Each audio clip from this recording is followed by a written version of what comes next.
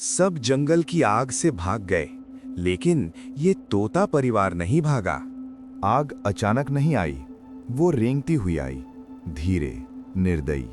पहले धुआं आया, फिर गर्मी, फिर आवाज, जैसे पेड़ हड्डियां बनके टूट रहे हों। जो जंगल कभी हरा भरा था, अब वहां सांस लेना भी गुनाह लग रहा था। हर जानवर एक ही नियम समझ चुका था, भागो या मरो। परिंदों से आसमान भर गया, हिरन दूर भाग गए, शिकारियों ने भी भूख भूल दी। डर ने सबको एक कर दिया, सबको सिवाय एक परिवार के। जलते हुए पेड़ पर एक तोता बिल्कुल शांत बैठा था, न जम गया था, न उलझा हुआ था। वो समझ रहा था, घोंसले के अंदर अंडे थे, नाजुक, खामोश, बिल्कुल बेसहारा।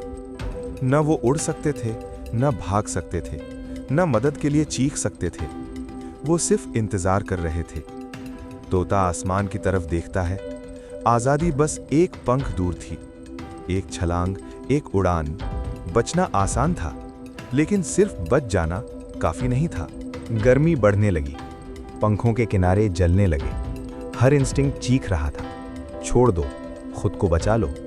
पर एक आवाज और तेज थी, अगर मैं गया तो ये मर जाएंगे।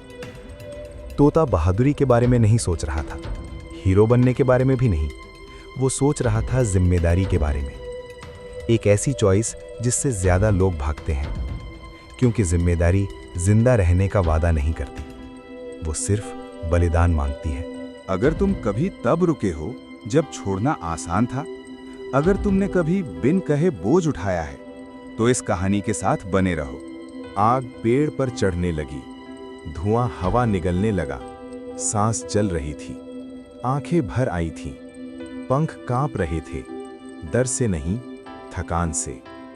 दूसरे परिंदे उड़ते हुए निकल गए, उनकी परछाइयां महफूज जगह में खो गईं।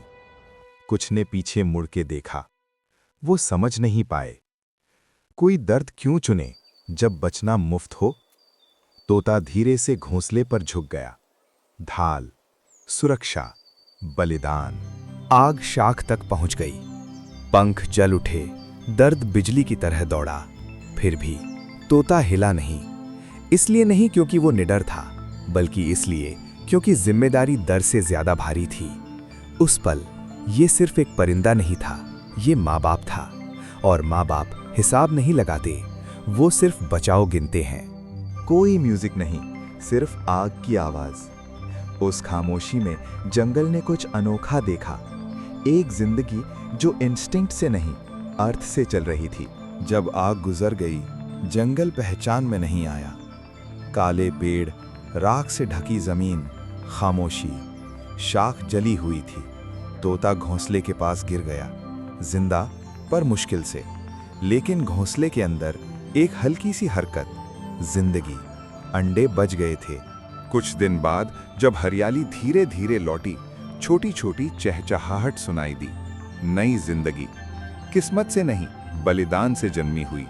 कुछ लोग बचना चुनते हैं, कुछ जिम्मेदारी। तुम क्या चुनते हो जब कोई देख नहीं रहा होता? कमेंट में बताओ।